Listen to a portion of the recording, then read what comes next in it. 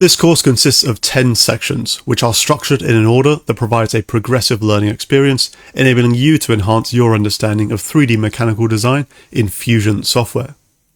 By the end of this course, you'll have the skills and knowledge necessary to create a wide range of parts and assemblies at an intermediate level. So let's explore each of these 10 sections. In the first section of this course, I will detail the contents of each section, which is this lecture now, and then I will walk you through step by step how to download Fusion via the Autodesk website, and we'll take a look at the various licensing requirements and also the available options for acquiring a free license. Once you have Fusion downloaded and installed, we'll move on to the second section, setting up your workspace. Here we will study Fusion's user interface and the design environment. We will also cover how to create and navigate projects, and as a part of this process, we will create a dedicated project for this course and its contents. We'll then learn how we can change the settings within Fusion to switch between metric and imperial units, i.e. millimeters and inches. And finally, in this section, we'll learn how to adjust the grid settings and change the environment background. Now that we have our workspace set up, we'll move on to the third section and begin 2D sketching. This is a fundamental topic when learning 3D design in Fusion, and here we'll learn about the fundamental sketch tools, including the line tools, rectangle tools, hex tools, slot tools, circle tools, arc tools, and many more. Following this, we will explore the sketch modification tools that allow for precise adjustments within our sketches. We will then move on to patterning sketches. We'll learn how we can implement linear patterns, circular patterns, and sketch mirroring techniques. And I will also give you a detailed overview of sketch constraints and how they can be used to accurately define geometry based on specific requirements. We will then cover dimensions and controls before moving on to 3 assignments. Now these are designed to give you the opportunity to apply the tools and techniques covered in this section. These assignments will test your knowledge of sketching for mechanical design. And should you have any questions during these, please don't hesitate to send me a message. Section 4 is where we will begin 3D modeling. We'll start off with the extrude tool and learn how to add and remove material based on the profiles created from our 2D sketches. We'll then take a look at the revolve modeling tool and understand its application based on part geometry and features. Then we'll study the sweep tool and identify when and where to use it effectively based on the part's design requirements. We'll then learn how to add engraved or embossed text, such as logos, brands, part numbers, or similar features. Moving on, we'll study shell and hole features and how to apply threaded features, including both male and female threads. We'll then study how we can assign materials to parts and customize their appearance for a more realistic representation. And of course, we'll study the rendering environment built into Fusion as well. You will then be provided with 3 3D modeling assignments. Each assignment involves creating a 3D model based on defined dimensions at the start of each lecture. These exercises are designed to test your ability to apply the tools and techniques learnt in this section. Now I'll also demonstrate a technique for modeling each one of these exercises. If you have any questions during these assignments, please do send me a message. In section 5, we focus on creating assemblies by combining individual 3D model parts. We'll start with modeling each component of a pulley assembly, and I will guide you step by step through the process of designing these parts with predefined dimensions. Once the individual parts are modeled, we will then place and learn how to position each part.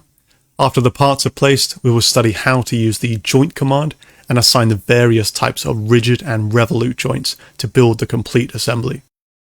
Autodesk Fusion is provided with a complete content library. So we'll take a look at the vast collection of pre-made standardized parts and learn how we can insert them into our assemblies to streamline our workflow. Then we'll learn how to create cross-sectional views to visualize and analyze parts that may otherwise be difficult to see within an assembly. Also, we'll learn how to toggle and adjust the visibility and transparency of individual parts or sub-assemblies to improve clarity and focus during assembly design. We'll then explore how we can pattern parts within assembly files, focusing on both linear and circular patterns. And finally, we'll cover how to edit existing assemblies, including modifying joints, repositioning parts, and making necessary adjustments to achieve the desired results. Section 6 is a project, where we will create a generic design of workbench, as we can see here. We'll use various sketch techniques to incorporate the dog holes on the worktop and offset rigid joints to position the braces and aprons. All the dimensions are pre-calculated and we'll go step by step in creating each component and building the entire assembly. Section 7 is another project focused on modeling and creating an STL file of a 3D printed phone stand. If you are using a multicolor 3D printer, I have included a technique to generate separate bodies and faces to assign the correct filament colors. Otherwise, this can be printed using a single filament printer in one piece. We'll also model in a generic smartphone which can be 3D printed. This is more for sketching and modeling practice, but I feel it's a good exercise to expand upon your sketching and modeling skills. In Section 8, we'll be creating 2D engineering drawings. We will begin by learning how to create drawing files linked to parts or assemblies, and how we can customize them, such as adding new sheets and defining title block attributes. I've also included a lecture specifically on creating your own title block, where you will be able to create your own tailored to your company, your clients, or your academic requirements. Using the pulley assembly modeled in the 3D modeling section, we will insert a base view, project additional views from it, and also create section views. The process will also cover how to switch between first and third angle projections within 2D drawings. For each view, whether base or projected, we will learn how to adjust the associated styles, add labels, and include essential information. Following this, we will learn how to insert dimensions and modify drawing preferences. Once the dimensions are added, I will demonstrate how to apply linear and angular tolerances. For assembly sheets, we will also cover how to add a parts list and use identification balloons to correlate parts within the parts list and any related details. And finally, I've included a complete example of generating a 2D drawing for the pulley assembly modeled earlier. In Section 9, we'll explore some additional content, not necessarily required for previous assignments, but useful for understanding some further capabilities within Fusion. We'll start with an example of modeling springs and spirals using the coil command, and after that we'll take a look at loft modeling, which allows us to create complex geometries and faces. And next, we'll learn how to split bodies within a part. And finally, I'll provide a 30-minute overview of Autodesk Fusion. I created this for American students in 2024, and I feel that it's a good sort of getting started summary.